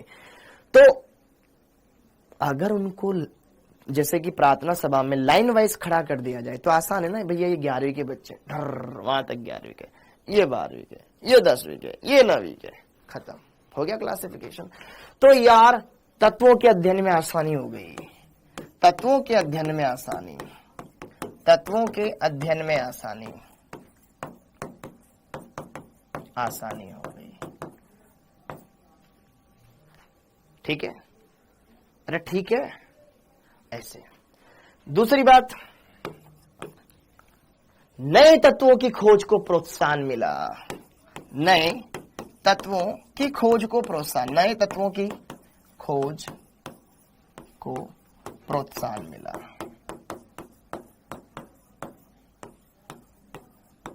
अब कैसे मिला?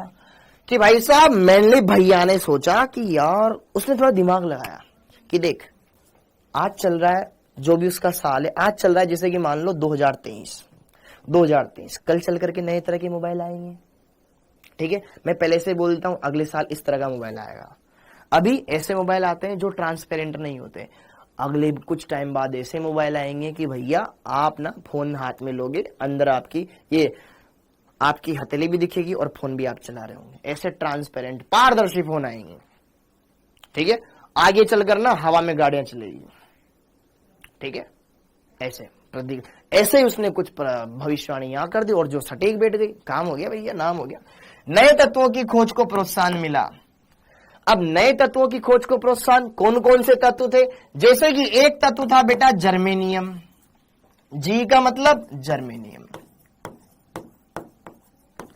एक तत्व था बेटा गैलियम, Ga गैलियम। जिनको पता है साइड में नाम न लिखे, डायरेक्ट Ge लिख ले, कोई दिक्कत नहीं है, ठीक है। एक था स्कैंडियम, हाँ जी। एक था टेक्नीशियम,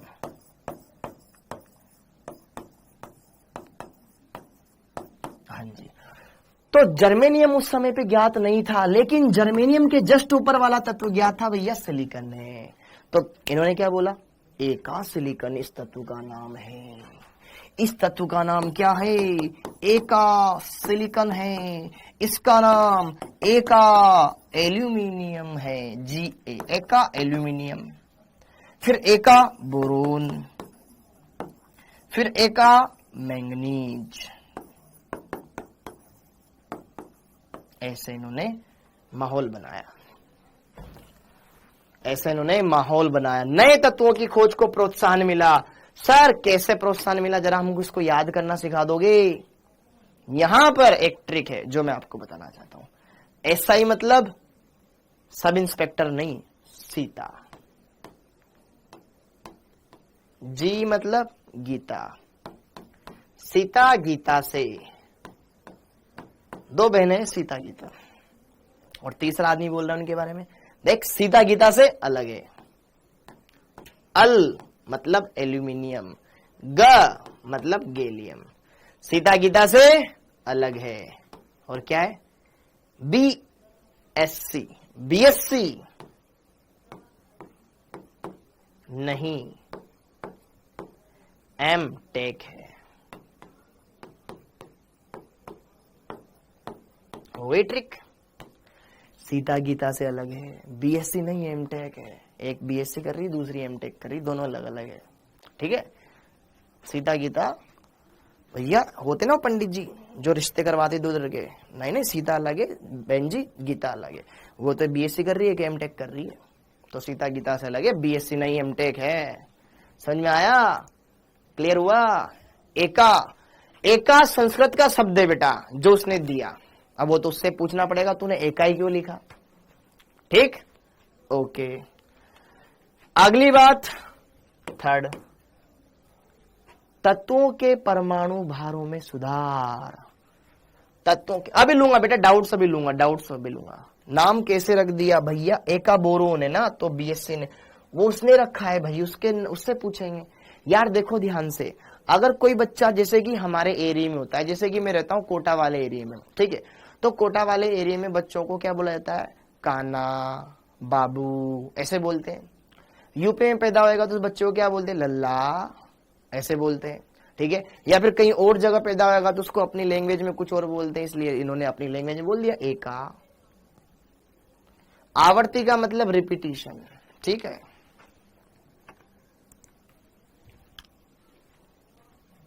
ओके, छोटू, काना, लड़का हुआ तो काना, लड़की हुई तो परी, गोपी, ऐसे छोटे छोटे नाम रख देते उनके। बच्चा, बाबू, ठीक है, ऐसे नाम रख देते हैं। तो अपन उस हिसाब से नाम रख दिए। जर्मेनियम उस टाइम पर नहीं हुआ था, एका सिलिकॉन, एका एल्यूमिनियम, ऐसे उसने नाम रख दिए, ठीक। आगे बढ़ते हैं, ये कोई पॉइंट नहीं था डिस्कशन का।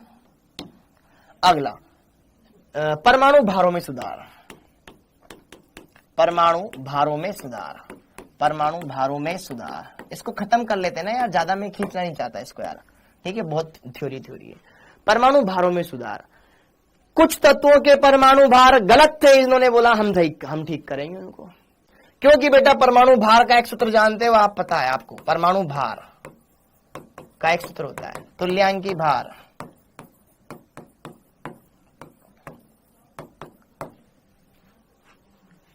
अगर मुझे तत्व का परमाणु भार पता हो तो तुल्यांकी भार निकालने के लिए क्या करना पड़ता है? संयोजकता से भाग देना पड़ता है। तो अगर परमाणु भार ज्ञात करूंगा तो तुल्यांकी भार को संयोजकता से गुणा कर दूंगा। n कारक पढ़ाया था मैंने आपको, संयोजकता से गुणा कर दो। परमाणु भार ज्ञात करने का सूत्र होता है तुल्यांकी भार बटे तुल्यांकी भार गुणे संयोजकता। ये होता है। इस सूत्र में मान पुट करेंगे, हमारे पास परमाणु भार आ जाएंगे। तो जरा देखो इन्होंने क्या किया, बहुत सारे तत्वों के परमाणु भारों में संशोधन किया। ये इन्होंने अलग अलग अमेंडमेंट किए, संशोधन किए। जैसे कि देखो उदाहरण, बेरिलियम। तुल्यांकी भार तो मेजर कर लिया जाता है, वो तो फिक्स आएगा। तुल्यांकी भार होता है इसका बेटा कितना? तुल्यांकी भार होता है 4.5 ग्राम। ओके, ये तुल्यांकी भार है। पहले बेरिलियम की संयोजकता मानी जाती थी 3, संयोजकता मानी जाती थी 3। तो एटॉमिक वेट कितना आएगा? अरे बाबू, एटॉमिक वेट कितना आएगा? 4.5 गुणे 3, अरे बोलो 13.5 ग्राम। समझ में आया क्या? 13.5 ग्राम पहले आता था, लेकिन ये तो गलत है, क्योंकि बेरिलियम 4 नंबर पर आता है। तो इसके अंदर इलेक्ट्रॉन तो 4 ही है ना, 1s2 2s2। तो इसका बाह्यतम कोष तो 2 है, तो बाह्यतम कोष में तो 2 इलेक्ट्रॉन है, इसकी संयोजकता तो 2 होनी चाहिए। लल्ला 3 कैसे मान रहे हो? पहले मानते थे, इन्होंने सुधार किया। तो बाद में करेक्शन करा, बाद में बेरिलियम की संयोजकता को बोला कि तू 2 रहे। बेरिलियम की संयोजकता कितनी करी इन्होंने? 2। अब सही आएगा, नो होता है जो हमें पता है। ठीक है, बेरिलियम का एटॉमिक वेट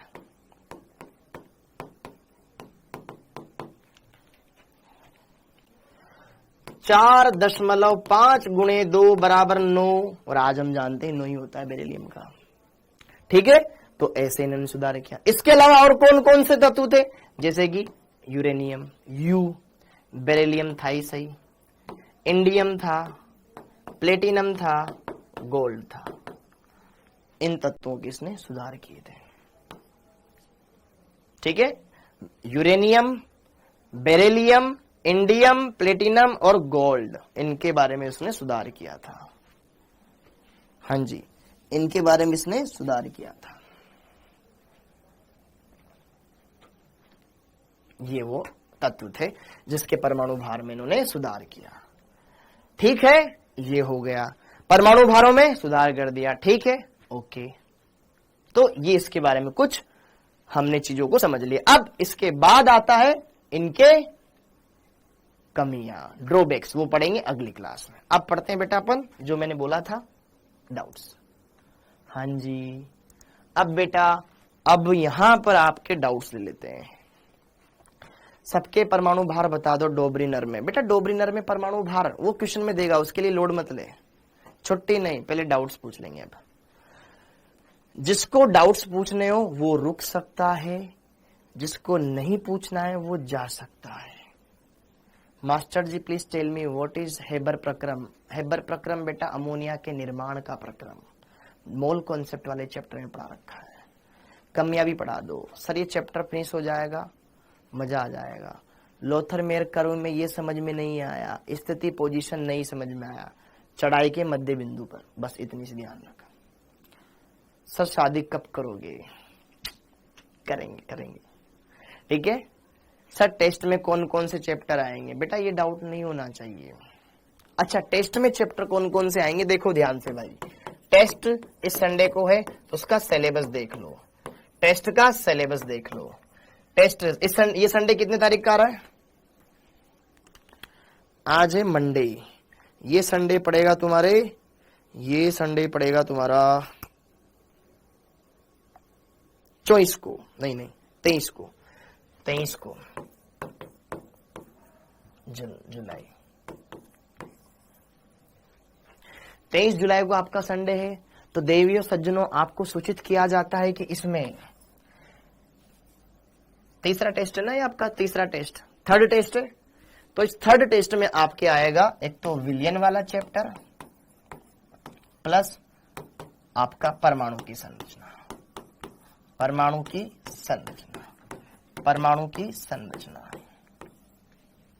विलियन वाला चैप्टर और परमाणु की संरचना। ठीक है, बस ये दोनों, ये वाला नहीं आएगा क्योंकि इसमें स्टार्टिंग में कुछ है ही नहीं यार देने के लायक, फिर भी मैं देता हूं, इसमें इंक्लूड कर देता हूं।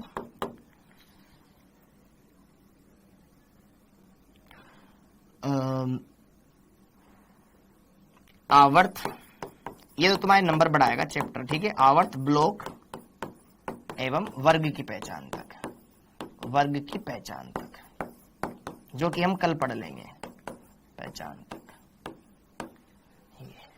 ठीक है, एक बार देख लो, विलियन कंप्लीट आएगा, विलियन कंप्लीट आएगा, ये कंप्लीट आएगा और ये। ठीक है, आप मेरे कमेंट नहीं पढ़ते हो अनिल कुर्मी बेटा, अभी देख सबके कमेंट नहीं, यार तुम्हारे ये डाउट है यार, तुम टाइम वेस्ट करवा रहे हो, प्लीज आप सीरियसली देखो। समूह 18 होते हैं सर, बेटा वो मोजलेके में होते हैं।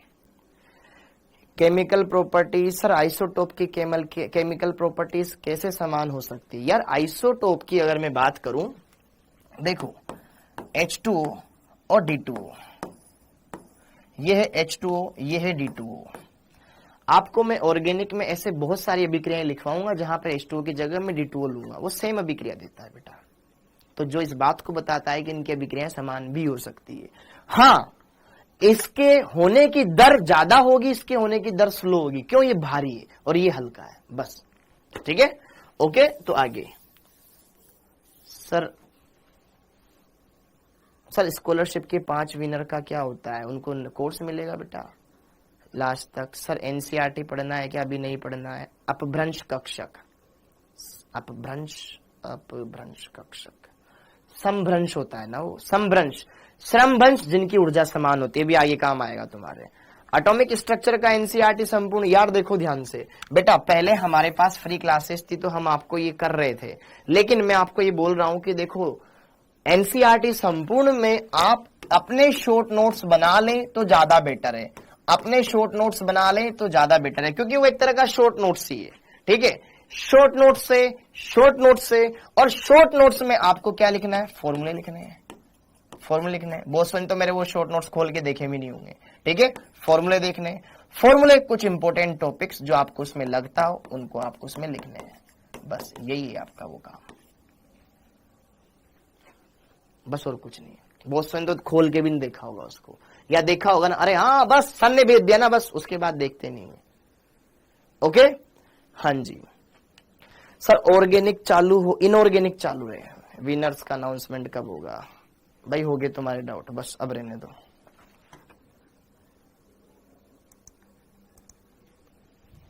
देख लिया तुमने कौन से डाउट पूछे, आगे बढ़ते हैं। परमाणु भार में सुधार हुआ।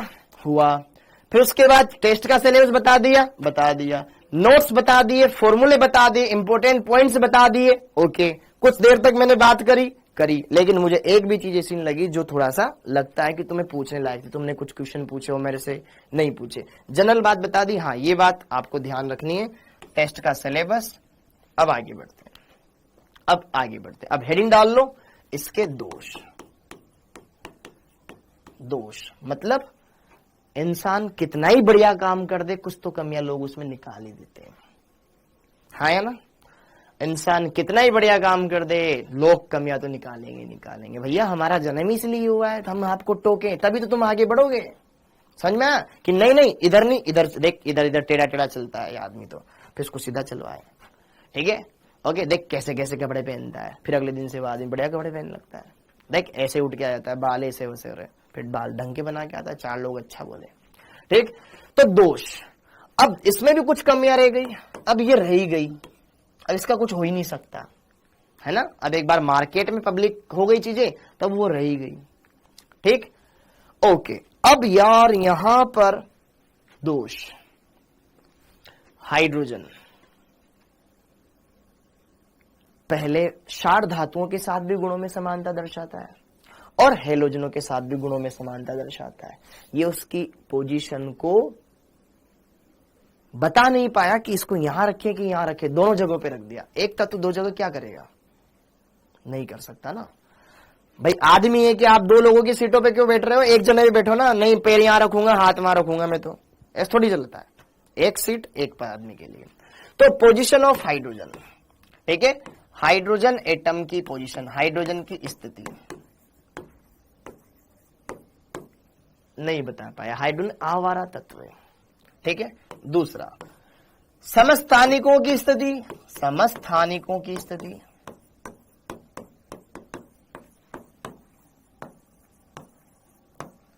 Position of isotope. भैया मेनली भैया इधर आओ। हाँ जी, आपने वर्गीकरण का आधार किसको माना था, परमाणु भार को। अच्छा, तो हमें क्या बुराई थी, समस्थानिक जिनके परमाणु क्रमांक समान होते, परमाणु भार अलग अलग। हमें हमारा हक मिलना चाहिए कि नहीं मिलना चाहिए। प्रोटियम बोला कि तुमने प्रोटियम को ही क्यों रखा, प्रोटियम होता है 1H1, तुमने हमारे भाई प्रोटियम को रख लिया। ड्यूटेरियम नीचे रो रहा है, उलेटे मारा, ड्यूटेरियम,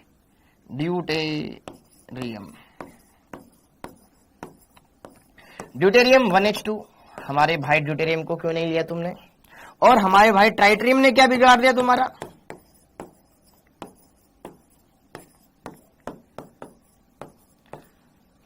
कि अगर तुम हमें रख रहे हो हाइड्रोजन का परमाणु भार एक वाला रख रहे हो, तो 2 और 3 वाला भी तो रखो, इनका भी तो परमाणु भार अलग अलग है, हाँ या ना।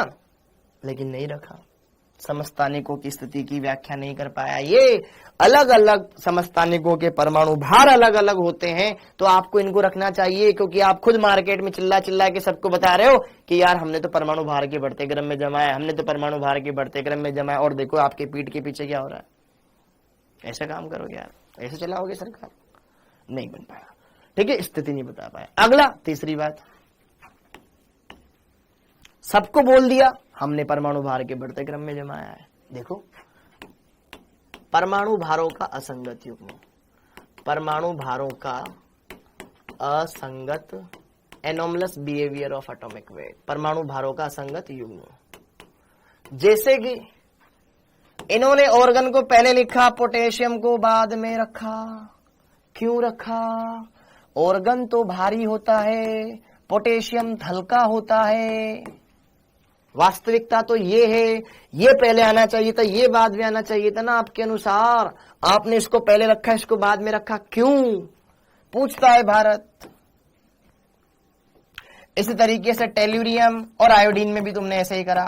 ये भारी होता है 27.5 होता है, ये होता है 27। भैया तू पहले आता, ये बाद में आता, तू हल्का, ये भारी है, कैसे, नहीं बता पाया, ठीक है, ओके। असमान गुणों वालों को एक में ही रख दिया। यार कक्षा 10वीं के साथ कक्षा 10वीं के बच्चे बैठेंगे ना, 8वीं के 6ठी के बच्चे क्या कर रहे हैं वहां पे, तत्वों का असमान, तत्वों को एक ही वर्ग में रखना।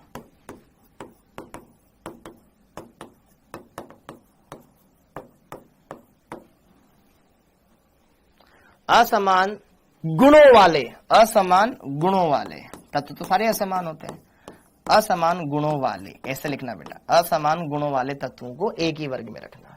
जैसे कि पहली क्लास, कक्षा 1 में सेक्शन ए रखा इसने और सेक्शन बी भी रखा।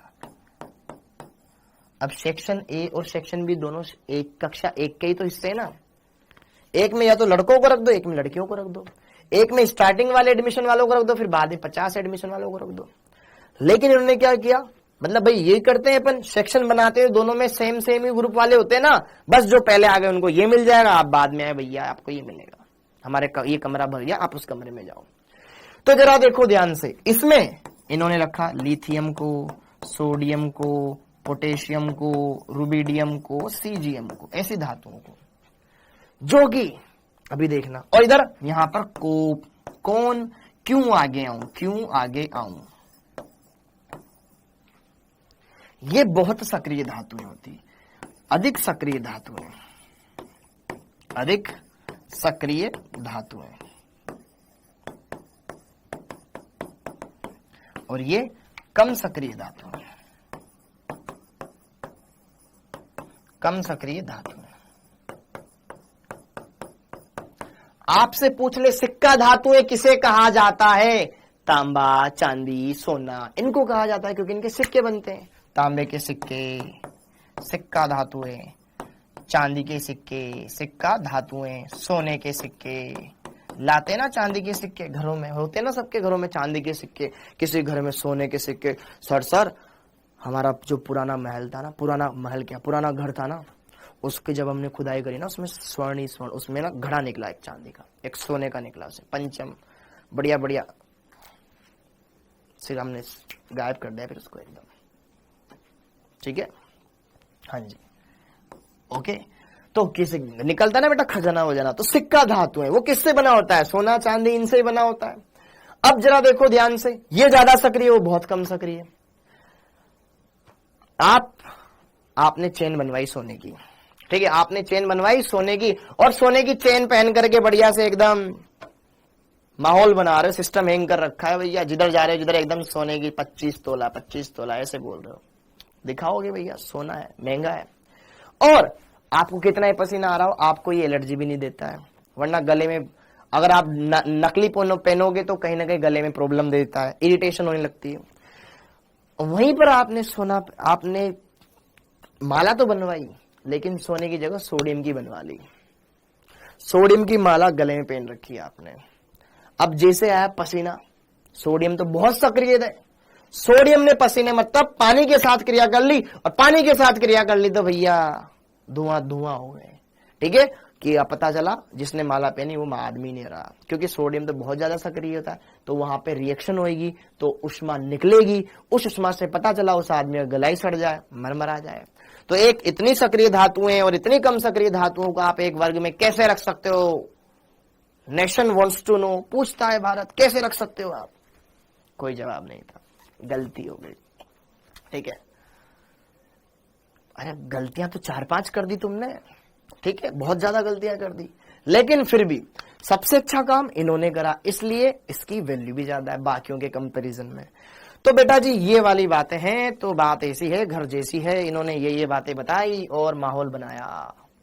ठीक, ओके, छुट्टी कर दीजिए, बिल्कुल छुट्टी कर रहे हैं, बिल्कुल टाइम हो गया, बिल्कुल टाइम हो गया। अब इसके बाद अपन पढ़ेंगे मोजले का वर्गीकरण, जो अगली क्लास में पढ़ेंगे। ठीक है, टाइम देख लो ना, दिखता है ना घड़ी है यहाँ पे, 7:23 हो गए। सेकंड में भी बताऊं? हाँ जी, फिजिक्स का क्लास बोहर सिद्धांत के अनुसार, हाँ ये मैंने पूछा ना बेटा,